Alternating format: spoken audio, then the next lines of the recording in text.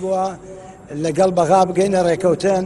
عمقی استراتیژی کارەکانمان بەغا بێت تاوەکو بتوانین لەو ڕێگەیەوە ئەو پەیوەندیانەی کە بەداخۆ لە ماوەکانی ڕابردووە لەگەڵ هێزە سیاسی عێراقیەکان بەرەو خراپبوون ڕۆیشت بوو هەوڵ بین ئەوەی کە لە حکمەتی و حەکیمیەکانی جنابی مامزال لە ڕابردووە لەگەڵ هێزە عێراقیەکان پەیوەندیە باشانەی هەمان بۆ بەداخۆ لە دوایە بەرەو خراپبوون ڕۆیشت جارێکەوە بکەنەوە بە ڕێبازی خۆمان هەوڵ بین کە ئەو پەیوەندیانە باشکەینەوە تاوەکو پەیوەندیەکانی ناوەند و هەرێمی کوردستان بە شێوەیەکی باش بەرجەسە بێت هەم ماف و داواکاریەکان و داخوازەکانی خەڵکی کوردستان کە لە ڕووی داراییەوە لە قانونی بودجا جێگەی بووە و هەم ئەو مافانەی کە خەڵکی کوردستان بە پێی دەستور هەیەی لە داهاتووە هەوڵ بین بتوانین بەدیابێنین لێرەوە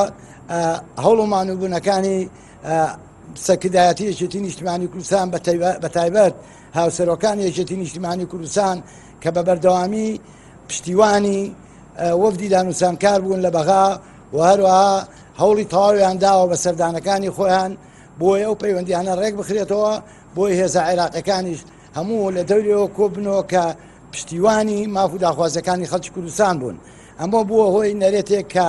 سیاسەتی یەکێتی نیشتیمانی کوردستان بوو وا بۆ هەمووی هێزە کوردستانەکانیش بەیەکەوە بچینە بەغا بەشداری بکەین بۆی بتوانین ماف و داخوازەکانی خەڵکی کوردستانەوەی کە وەکوتم لە قانونی بودجا هەیە بەرجەستە بێت و بتوانین بەدی بێنین و پارێزراو بێت خۆشبەختانە ئەوە ڕاگەیەنرا کە تاوەکو هۆی کە ئەو لیژنانەی چاودێری دارایی حکوومەتی اتحادی و هەرێمی کوردستان ئەگەنە ڕێکەوتن 200 ملیار دینار مانگانە کە لە یەکەوە کاری لەسەر